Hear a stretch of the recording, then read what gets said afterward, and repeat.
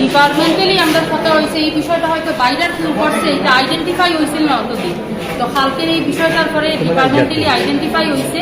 এখন এটাও এনশিওর করা হয়েছে কোনো জেনুইন মানুষের নাম ভোটার লিস্ট থেকে খাটা হইতো না, কোনো জেনুইন মানুষের নাম খাটা হইতো না, এটা এখন আইডেন্টিফাই হয়ে গেছে। আর যারা এরকম অবজেক্টর যারা ফলস এটার ইনকোয়ারি করা হইব অ্যাকশন নিব। আর হয়েছে যে এটা পুরো এনশিওর করা হয়েছে যে কোনো জেনুইন মানুষের নাম ভোটার লিস্টে থাকতো না, খেউর নামে ফর্ম 7 জেনারেট করা হইতো না, এবং নেক্সট আর খেউর নামে কোনো হিয়ারিং হইতো না কোনো জেনুইন ভোটারের নাম। গতকালকে সেলিম আহমেদের যেটা দেখতে পেলাম যে আমরা এক ব্যক্তির নামে এটা এখন তো সব আমি তো অফিসে সব জমা দিয়েছি। আপনারা এই আরো মানে ইয়ারও সারার সঙ্গে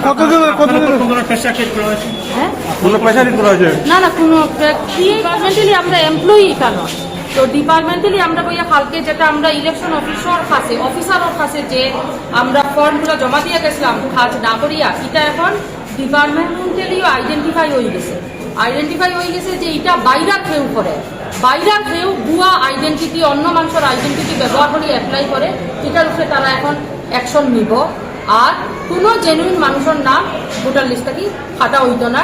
আর এটার লাগি আমরা বিএলওরা আমরা যে কাজ করার আমরা করবো এই আরো সাররা আমরা ইলেকশনের যেরকম ভাবে এসআর অতদিন হাউস টু হাউস ভেরিফিকেশন ঠিকঠাক ভাবে হাউস টু হাউস ভেরিফিকেশন ইত্যাদি হয়েছে, এইভাবে নেক্সটও হইব। এই ইস্যুটা এখন আইডেন্টিফাই হয়ে গেছে, আর এটা নিয়ে কোনো ইস্যু হইতো না। এবং তারা কইছে যে আমরা ভোটাররা কইতাম যে কোনো ভয় খাওয়ার কোনো বিষয়ও নাই, সেগুলোর নাম ফাটা হইতো না। এবং এটা যখন আইডেন্টিফাই হয়ে গেছে এটার ইনিশিয়েটিভ আনা এটা কিভাবে আপনি যে ডকুমেন্টস কাল জমা দিয়েছেন এডিসির কাছে সেই ডকুমেন্টসগুলো কি করা হবে? আপনি কি ভেরিফাই করেছেন? না সেগুলো তো একটা তো প্রুভই হয়ে গেছে যে এগুলো বাইরে কেউ করেছে কারোর আইডেন্টিটি ব্যবহার করে, এগুলো সবই রিজেক্ট করা হবে, এগুলো কিছুই জেনারেট করা হবে। আচ্ছা, আপনি যে কালকে যে কথা বলেছিলেন যে মানে আপনার কাছে যে অবজেকশনটা এসেছিল এটা কি ভুয়ো এরকম প্রমাণিত? না এটা মানে যে অ্যাপ্লিকেন্ট দেখুন আমি ভুয়ো কিনা এভাবে তো বলবো না, কিন্তু অ্যাপ্লিকেন্ট যে যার নাম সেলিম আহমেদ সে এটা ক্লেরিফাই করেছে যে সে এই সিগনেচার দেনি, সে এরকম কোনো ফর্ম মানে এরকম কোনো ফর্ম সে ইলেকশন অফিসেও জমা দেনি, অফলাইনেও জমা দেনি, অনলাইনেও জমা দেনি। সে গত 5 ইয়ার্স থেকে ইলেকশন অফিসের সামনে আছে।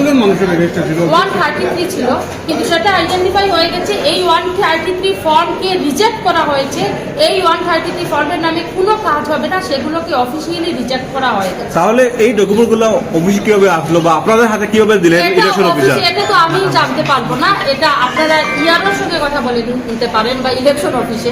এখন ফর্ম দেওয়ার পর আমরা বিএলওদের কাজ কি ভেরিফাই করা, আমার ভোটার জেনুইন কিনা ভেরিফাই করবো। আমরা ভেরিফাই করেছি, ভেরিফাই করার পরে দেখেছি যে অ্যাপ্লিক্যান্ট না করছে, সে অ্যাপ্লাই করেনি, অবজেকশন দিয়েছি, ফর্ম জমা করেছি।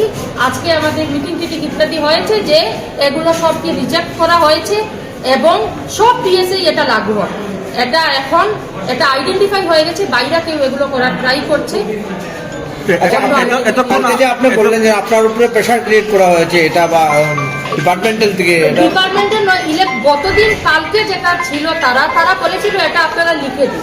তো আমাকে যখন অ্যাপ্লিকেন্ট না করেছে যে তার এটা নয়, তার সই নয়, সে অ্যাপ্লাই করেনি, আমি তখন করতে চাইনি এটা। তো তখন এই অফিস স্টাফদের এই যে বীরব্রত অফিসের যে স্টাফ যারা আছে এদের সঙ্গে আবার ইয়ে হয়েছে। পরে আমি ইলেকশন অফিসার ফর্ম রেখেছি, ইলেকশন অফিসারের কাছে ফর্ম জমা দিয়েছি। এতক্ষণ আপনার কার সাথে কথা হলো? কোন এডিসি?